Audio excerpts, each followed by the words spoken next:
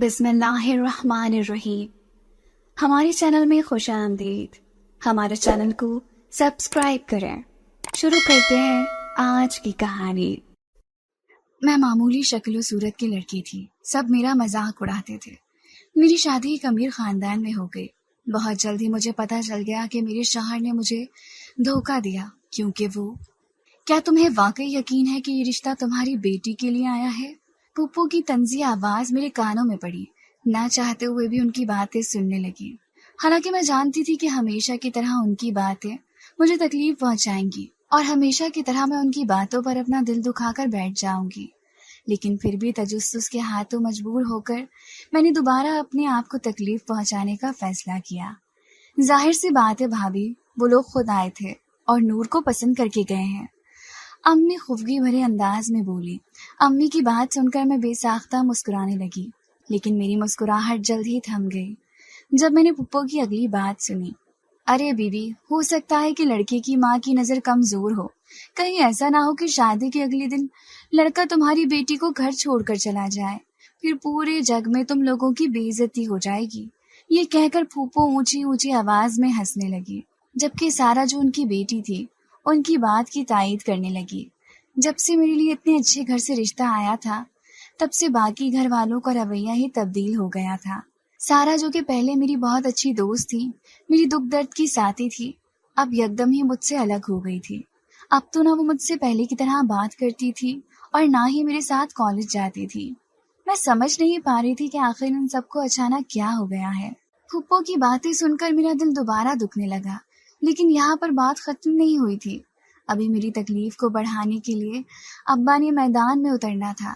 راشدہ بیگم، میری بات مانو تو نور کی بجائے سارا کا رشتہ ارسلان سے طے کر دو۔ مجھے واقعی ارسلان پر بہت ترس آ رہا ہے۔ وہ اتنا پیارا بچہ ہے، اتنے سلجھے ہوئے گھرانے سے تعلق رکھتا ہے، اور سب سے بڑی بات وہ بہت بڑا جاگیردار ہے۔ تم خود ہی سوچو، کیا اس کے ساتھ زیادتی نہیں ہوگی کہ نور جیسی عام شکل و صورت کی مالک لڑکی اس کی بیوی بنے؟ میں تو کہتا ہوں کہ ابھی بھی وقت ہے، بلکہ تم کیا بات کرو گی، میں خود ہی ان سے بات کرتا ہوں اس بارے میں۔ ابا کی باتیں سن کر مجھے یوں لگ رہا تھا جیسے کوئی میرا کلیجہ چیر رہا ہو۔ آخر وہ اپنی سگی بیٹی کے بارے میں یہ سب کیسے کہہ سکتے تھے؟ مجھ میں مزید ہمت نہیں تھی سننے کی، اس لیے میں جلدی سے بھاگ کر اپنے کمرے میں چلی گئی اور پھوٹ پھوٹ کر رونے لگی۔ اب تو مجھے واقعی یہی لگنے لگا تھا کہ سارا کی شادی ارسلان سے طے ہو جائے گی اور ہمیشہ کی طرح مجھ سے میرا حق چھین لیا جائے گا۔ اپنے کمرے میں روتے ہوئے مجھے تھوڑی ہی دیر گزری تھی جب امی کمرے میں داخل ہوئی۔ مجھے روتا دیکھ کر وہ پریشان ہو گئی اور میرے قریب آ کر پوچھنے لگی کہ کیا ہوا ہے۔ اپنی امی کو سامنے پا کر میں مزید بکھر گئی اور امی سے پوچھنے لگی، امی، کیا یہ میرا قصور ہے کہ میں اتنی بدصورت ہوں؟ میری بات سن کر میری ماں تڑپ اٹھی اور مجھے کہنے لگی، کیا ہو گیا ہے؟ کیوں فضول باتیں کیے جا رہی ہو؟ تم سے یہ سب کس نے کہا؟ تم تو میری سب سے اچھی اور سب سے پیاری بیٹی ہو۔ مجھے پتا تھا کہ یہ سب کچھ میری امی صرف اور صرف میرا دل رکھنے کے لیے کر رہی ہیں۔ میں بچپن سے یہی سنتی آئی تھی کہ میں معمولی سی شکل و صورت کی لڑکی ہوں۔ ہمارے خاندان کی تمام لڑکیاں ہی حسن میں اپنی مثال آپ تھی، سوائے میرے، اور اسی چیز نے میری زندگی کو اجیرن بنا دیا تھا۔ کوئی رشتہ دار، کوئی دوست ایسا نہیں تھا جس نے مجھے یہ تانا نہیں دیا ہو کہ میں خوبصورتی میں ان سے بہت زیادہ پیچھے ہوں۔ میں بلا شبہ ان سے حسن میں بہت زیادہ پیچھے تھی، لیکن میں پڑھائی میں ان سب سے کہیں زیادہ آگے تھی، اور یہی چیز میری طاقت بن گئی تھی۔ لیکن اب اس چیز کو تائی جان میرے خلاف استعمال کر رہی تھی۔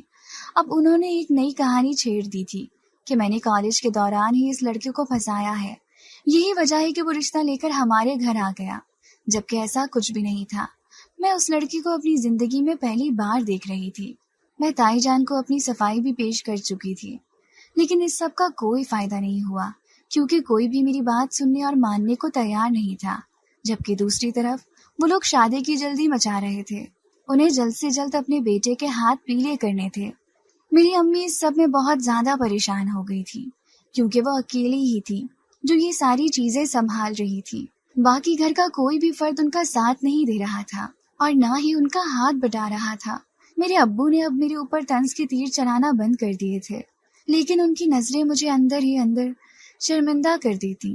کبھی کبھار تو مجھے خود سے ہی شدید نفرت محسوس ہونے لگتی۔ امی مجھے تسلی دیتی اور دلاسے دیتی کہ فکر مت کرو، تمہاری یہ مشکلات تھوڑے ہی عرصے کے لیے ہیں۔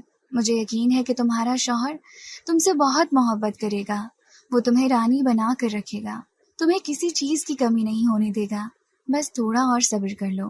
امی کی یہی باتیں سن کر میں خاموش ہو جاتی تھی، اور پھر سب کی نہ چاہتے ہوئے بھی میری شادی ارسلان سے ہو گئی۔ ہمارا بہت ہی سادگی سے نکاح ہوا، جہاں پر چند رشتہ داروں کے علاوہ اور کوئی بھی نہیں آیا، اور یوں میں ایک بڑے گھرانے کی بہو بن گئی۔ شروع میں بہت زیادہ ڈری ہوئی تھی اور کہیں زیادہ کنفیوز تھی، کیونکہ وہ لوگ ہماری اوقات سے بہت آگے تھے۔ ان کا اٹھنا، بیٹھنا، سونا، جاگنا، کھانا پینا سب کچھ ہی ہم لوگوں سے بالکل مختلف تھا۔ مجھے تو یوں لگ رہا تھا جیسے میں کسی محل میں آ گئی ہوں اور شہزادیوں جیسی زندگی گزار رہی ہوں۔ مجھے لگتا تھا کہ میں یہ چیزیں کبھی بھی نہیں سیکھ پاؤں گی، اور کبھی کبھار تو مجھے اپنی حرکتوں پر شرمندگی ہونے لگتی تھی، لیکن آج تک کبھی میری ساس نے مجھے اس چیز کا طعنہ نہیں دیا تھا، اور نہ ہی میرے شوہر نے کبھی مجھ پر طنز کے تیر چلائے تھے۔ وہ دونوں میرا حد سے زیادہ خیال رکھتے، اور ان کی یہی کوشش ہوتی کہ میں ہر وقت خوش ہی رہوں۔ میری ساس تو شادی کے 1 مہینے بعد ہی مجھ سے پوچھنے لگی کہ میں انہیں خوشخبری کب سنا رہی ہوں۔ ان کی باتیں سن کر میں شرمانے کے علاوہ اور کچھ بھی نہیں کر سکتی تھی۔ میں انہیں یہی کہہ دیتی کہ اللہ تعالیٰ کی مرضی ہوگی تب انشاءاللہ آپ کو خوشخبری ضرور سناؤں گی۔ ارسلان مجھ سے بہت محبت کرتے تھے، وہ دن رات میرے آگے پیچھے پھرتے رہتے اور میری تعریفیں کرتے ہوئے نہ تھکتے۔ یہ ان کی تعریفوں کا ہی نتیجہ تھا کہ میں خود کو دنیا کی سب سے حسین ترین لڑکی سمجھنے لگی تھی۔ اس کی وجہ سے میرا احساس کمتری بھی ختم ہو گیا تھا۔ اب میرے گھر والوں کی باتیں بھی مجھ پر اثر نہیں کرتی تھی، کیونکہ ارسلان نے مجھے اس قدر پیار اور اس قدر محبت سے نوازا کہ اب مجھے اور کسی چیز کی ضرورت ہی نہیں پڑی۔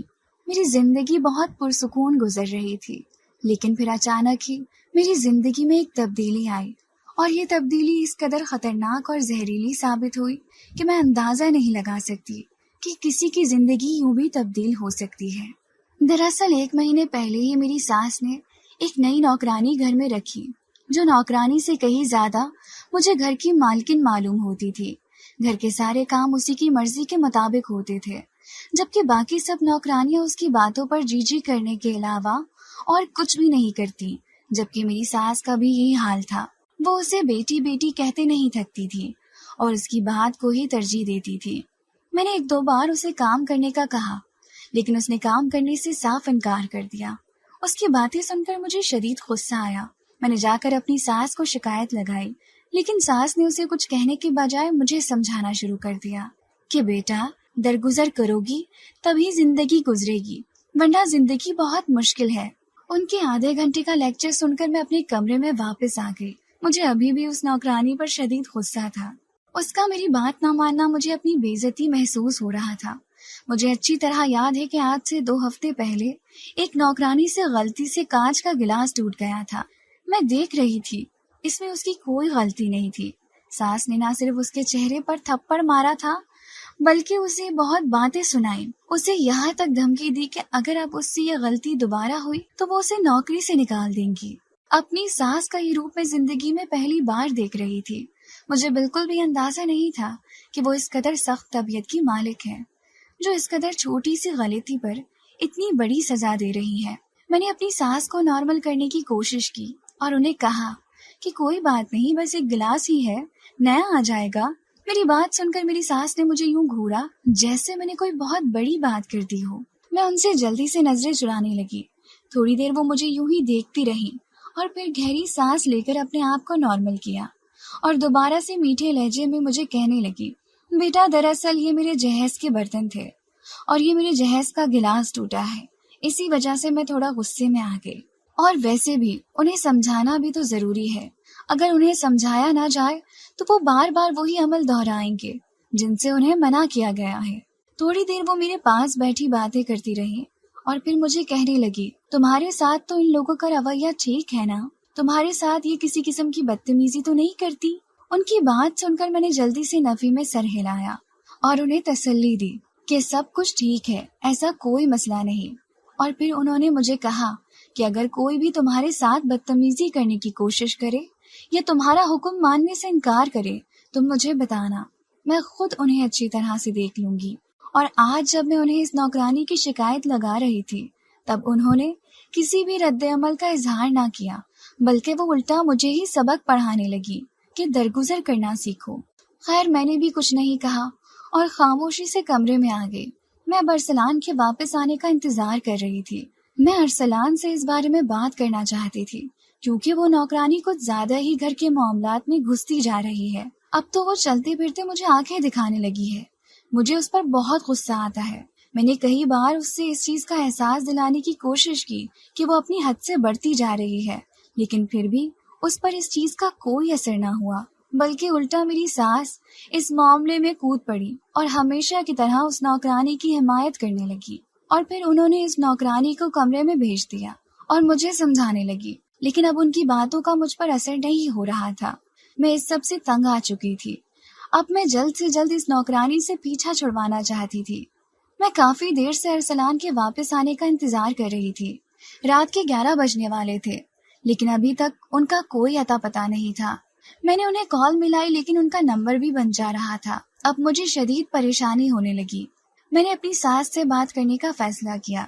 जब मैं उनके कमरे में गई तो सामने का मंजर देखकर मैं तो हैरान रह गई। नौकरानी ने सास की गोद में सर रखा हुआ था, जबकि सास बहुत प्यार से उसके बालों में उंगलियां फेर रही थी और उसे प्यार किए जा रही थी। मुझे देखकर वो नौकरानी यकदम ही उठ खड़ी हुई और उसका चेहरा जल्दी से लाल हो गया। यही हाल सास का भी था। वो दोनों ही शर्मिंदा हो गईं, जबकि मुझे उनके इस कदर प्यार पर हैरानगी हो रही थी। बाकी किसी भी नौकरानी से मेरी सास ने कभी ऐसा रवैया अख्तियार नहीं किया था। फिर न जाने क्यों इस नौकरानी के साथ वो अपने जैसा सलूक क्यों कर रही थी। यूं लगता था जैसे इन दोनों के दरमियान कोई गहरा ताल्लुक हो। मुझे वहां देखकर नौकरानी जल्दी से बिस्तर से उठ खड़ी हुई और सास से इजाजत लेकर बाहर निकल गई। बाहर जाते हुए उसने मुझे नजरें उठाकर देखा। उसकी नजरों में एक अजीब सी चमक थी। ये सब देखकर मुझे शिद्दत से कुछ गलत होने का एहसास हो रहा था।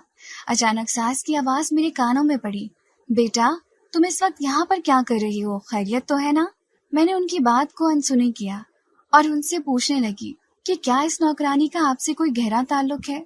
मेरी बात सुनकर मेरी सास पहले तो हैरान हुई और फिर साफ मुकर गई। अरे नहीं बेटा, मेरा इससे क्या ताल्लुक होगा, बस आज मेरे पाँव में शदीद दर्द था, मुझसे लेटा नहीं जा रहा था, मैंने इसे पाँव दबाने के लिए बुलाया था। इसने मेरे पाँव पर कोई तेल लगाया जिससे मेरे पाँव में फौरन आराम आ गया और फिर मैं यूं ही इससे बैठकर बातें करने लगी। ये बहुत ही अच्छी लड़की है और मुझे बहुत ही अच्छे घराने से ताल्लुक रखने वाली मालूम होती है। बस मजबूरियों की वजह से वो ये काम कर रही है।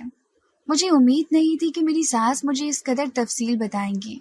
अब तो मेरा शक यकीन में बदलता जा रहा था कि इन लोगों का आपस में कोई ना कोई ताल्लुक तो है जो ये मुझसे छुपा रहे हैं, लेकिन मैं भी सब कुछ पता लगा कर ही रहूंगी। अगले दिन मैंने 2-3 नौकरानियों से इस नौकरानी के बारे में पूछा, लेकिन उन्होंने भी मुझे बहुत ही सियासी बयान दिया। यूं मालूम हो रहा था जैसे मेरी सास ने उन्हें अच्छे से समझा दिया हो कि उन्हें मुझसे कौन सी बात करनी है और कौन सी बात नहीं करनी। लिहाजा मैंने उन्हें कुरेदा नहीं, क्योंकि मुझे यकीन था कि वो सास से जाकर इस बारे में जरूर बात करेंगी। उनमें से एक नौकरानी से मेरी अच्छी खासी बातचीत हो गई थी। वो इस घर में ज्यादा पुरानी ना थी, 6 महीने से काम कर रही थी। ये वही थी जिसकी मेरी सास ने बेइज्जती की थी, लिहाजा वो मेरी सास से बहुत खार खाने लगी थी। इस चीज का इजहार उसने 1-2 बार मेरे सामने भी किया था। मैंने उसे टोक दिया, लिहाजा उसने मजीद बात नहीं की, लेकिन बातों ही बातों में उसने मुझे इस चीज का एहसास दिला दिया कि वो मेरी सासू माँ को कुछ ज्यादा पसंद नहीं करती। लिहाजा मुझे यकीन हो गया था कि इसके जरिए मुझे इस बारे में जरूर पता चल जाएगा। मैंने इससे इसके घर वालों के बारे में बातें करना शुरू कर दी और आहिस्ता आहिस्ता इससे अपनी दोस्ती पक्की कर ली। अब वो कोई भी बात होती थी सबसे पहले मुझे ही आकर बताती। एक दिन मैंने उससे इस नौकरानी के बारे में पूछ लिया कि आखिर इसका मेरी सास से क्या ताल्लुक है। मेरी बात सुनकर वो चंद लम्हे के लिए गहरी सोच में गुम हो गई और फिर कहने लगी, बीबी जी अगर सच बताऊं तो मुझे खुद इस बारे में कुछ मालूम नहीं है, लेकिन जहाँ तक उनके रवैये की बात है तो ये देखकर मुझे भी शक होने लगता है कि वो दोनों आपस में सगे रिश्तेदार हैं। उसकी बात सुनकर मुझे सख्त मायूसी का सामना करना पड़ा, क्योंकि मुझे लगता था कि उसे इस चीज के बारे में पता होगा। मेरा लटका हुआ मुंह देखकर वो मुझे तसल्ली देने लगी। اور کہنے لگی کہ آپ کو پریشان ہونے کی ضرورت نہیں ہے، میں جلد ہی اس چیز کے بارے میں پتہ لگا لوں گی، آپ مجھ پر یقین رکھیں۔ اس کی یہ بات سن کر میرا دل خوشی سے جھومنے لگا، کیونکہ مجھے اسی وقت کا انتظار تھا جب میں اس پر اعتبار کر سکتی اور وہ مجھے کھل کر ہر بات بتا سکتی، اور وہ وقت آ گیا تھا۔ دوسری طرف وہ نوکرانی آہستہ آہستہ اس گھر کی مالکن بنتی جا رہی تھی۔ بعض اوقات تو ایسا ہوتا کہ گھر کے بہت سے معاملات میری ساس مجھے بتائے بغیر ہی طے کر دیتی، اور مجھے بعد میں جا کر معلوم ہوتا کہ یہ سب کچھ بھی ہوا تھا۔ اب یہ سب کچھ میری برداشت سے باہر ہوتا جا رہا تھا۔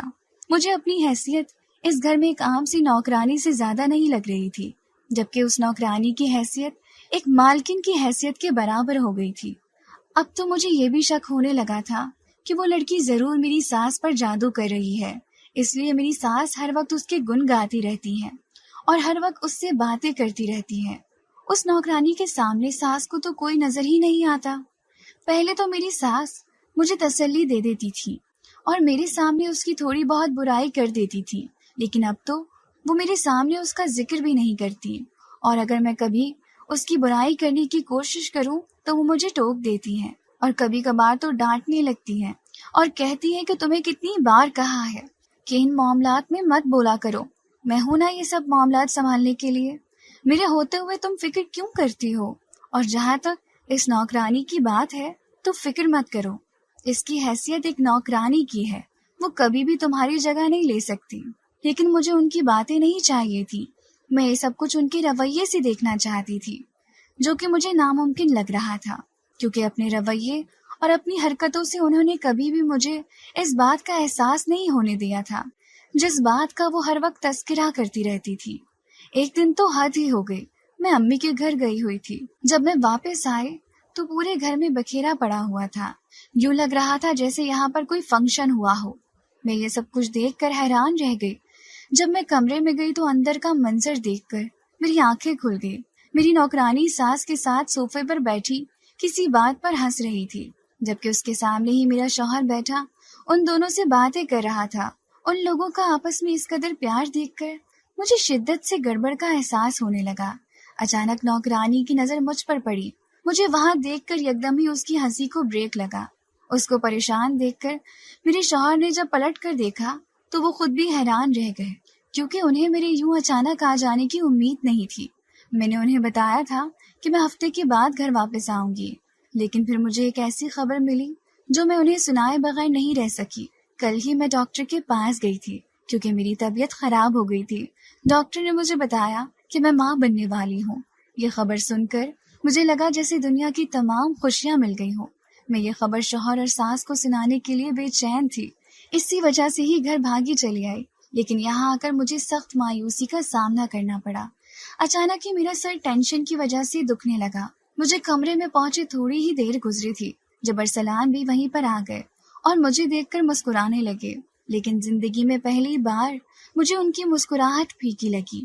اب ان کے چہرے پر ویسی خوشی نہیں تھی جیسی خوشی میں نے تھوڑی دیر پہلے دیکھی تھی جب وہ اس نوکرانی کی کسی بات پر ہنس رہے تھے۔ میرے دل کو اچانک ہلکا سا درد ہوا۔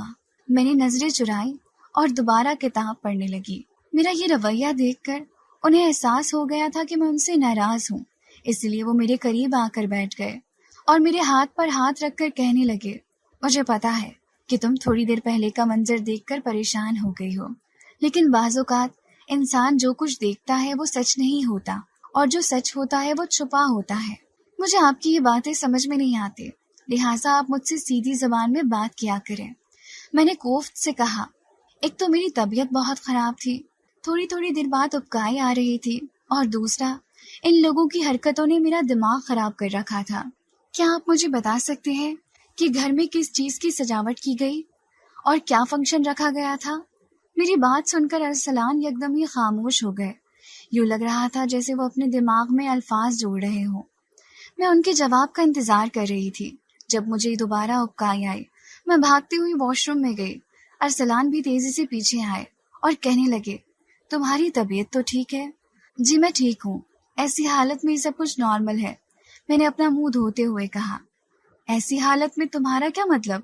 ارسلان نے جلدی سے مجھ سے سوال کیا، اور پھر میں نے انہیں بتا دیا کہ میں ماں بننے والی ہوں۔ یہ خبر سن کر ارسلان کا چہرہ یکدم ہی خوشی سے دمکنے لگا اور پھر وہ خوشی سے اونچا اونچا چلانے لگے۔ ان کی یہ حالت دیکھ کر میرا دل بھی خوشی سے جھومنے لگا۔ اتنا تو مجھے اندازہ تھا کہ انہیں بچے کی طلب ہے، لیکن میں نہیں جانتی تھی کہ انہیں اس قدر بچے کی خواہش ہوگی کہ وہ یوں باولے ہو جائیں گے۔ اور پھر تھوڑی ہی دیر بعد وہ بھاگتے ہوئے نیچے گئے اور میری ساس کو بھی یہ خبر سنائی۔ میری ساس کی حالت بھی اس سے کچھ مختلف نہیں تھی۔ میں ارسلان کے ساتھ ہی نیچے گئی تھی۔ سب لوگ ہی بہت خوش تھے سوائے اس نوکرانی کے۔ میں نے اس کے چہرے کی طرف دیکھا جو یکدم ہی سیاہ ہو گیا تھا۔ اس کی یہ حالت دیکھ کر مجھے اس سے خوف محسوس ہونے لگا اور اپنے بچے کی ٹینشن ہونے لگی، کیونکہ میں نے سن رکھا تھا کہ حسد بہت ہی خطرناک چیز ہے اور بری نظر اس سے بھی زیادہ خطرناک ہے۔ اب مجھے ڈر لگنے لگا تھا کہیں ایسا نہ ہو کہ اس کا یہ حسد اور اس کی یہ بری نظر میرے بچے کو ہی نہ کھا جائے۔ لہٰذا میں وہاں پر زیادہ دیر کھڑی نہیں رہی اور جلدی سے اپنے کمرے میں واپس چلی آئی۔ میری ساس نے بھی مجھے آرام کرنے کی تاکید کی۔ میری زندگی دوبارہ سے پرسکون اور خوشحال ہو گئی تھی۔ میری ساس اب دوبارہ سے میرے آگے پیچھے پھرنے لگی تھی، جبکہ ارسلان کا بھی یہی حال تھا۔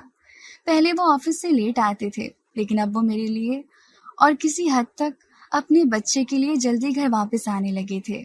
لیکن ایک بات تھی جو مجھے بہت زیادہ پریشان کر رہی تھی، وہ یہ تھی کہ ان دونوں ماں بیٹے کا ایک لڑکے کی خواہش کرنا۔ میں اسے خواہش کرنا بھی نہیں کہہ سکتی تھی، کیونکہ وہ جس یقین سے کہتے تھے کہ لڑکا ہی ہوگا، مجھے لگتا تھا جیسے انہیں پہلے سے ہی اس چیز کی خبر دی گئی ہو۔ کبھی کبھار تو مجھے ارسلان کی اس جنون سے خوف محسوس ہونے لگا تھا۔ وہ ہر وقت ہی مجھ سے بیٹے کی باتیں کرتے۔ انہوں نے ابھی سے لڑکوں کے کھلونے اور کپڑے جمع کرنا شروع کر دیے تھے۔ میں نے ایک بار ان سے کہا کہ ارسلان، لڑکا ضروری تو نہیں ہے، لیکن انہوں نے میری بات درمیان میں ہی کاٹ دی اور کہنے لگے، تمہیں کس نے کہا ہے یہ فضول بکواس کرنے کو؟ میں بتا رہا ہوں لڑکا ہوگا تو لڑکا ہی ہوگا، اور یہ بہت ضروری ہے، میرے لیے تو یہ بہت زیادہ ضروری ہے۔ ویسے بھی یہ تو ابھی ہماری پہلی اولاد ہے، ہمارے آگے بھی بچے ہوں گے۔ اگر پہلی بیٹی پیدا ہو گئی اور بعد میں بیٹا پیدا ہو گیا تب بھی تو ٹھیک ہے نا، میں نے منمناتے ہوئے کہا۔ میری بات سن کر ارسلان کا چہرہ یکدم ہی غصے سے لال ہو گیا اور وہ مجھے گھورنے لگے۔ مجھے ان کی آنکھوں سے خوف محسوس ہونے لگا۔ تھوڑی دیر بعد انہوں نے اپنے آپ پر قابو کیا اور نارمل انداز میں کہنے لگے، تمہیں میں آخری بار بتا رہا ہوں کہ ہماری پہلی اولاد بیٹا ہی ہوگا اور مجھے بیٹا ہی چاہیے۔ تمہیں میری بات سمجھ میں آ رہی ہے نا؟ میں کیا کہہ رہا ہوں؟ انہوں نے دو ٹوک لہجے میں کہا۔ ان کی بات سن کر مجھے اندازہ ہو چکا تھا کہ وہ اپنی ہی بات کہیں گے، لہٰذا میں نے ان سے بحث کرنے کا ارادہ ملتوی کر دیا اور ان کی بات کی تائید کی کہ ٹھیک ہے، بیٹا ہی ہوگا۔ وہ معمول کی طرح کا ہی ایک دن تھا جب میں لان میں بیٹھی ہوئی تھی، جب اچانک میری خاص نوکرانی بھاگتی ہوئی آئی اور مجھے کہنے لگی، بی بی جی غضب ہو گیا ہے۔ اس کی باتیں سن کر میں پریشان ہو گئی اور اسے کہنے لگی، کیا بولے جا رہی ہو؟ ٹھیک سے بتاؤ کیا ہوا ہے؟ اور پھر اس نے مجھے جو بات بتائی وہ سن کر مجھے لگا جیسے میرے سر پر ساتوں آسمان گر گئے ہوں۔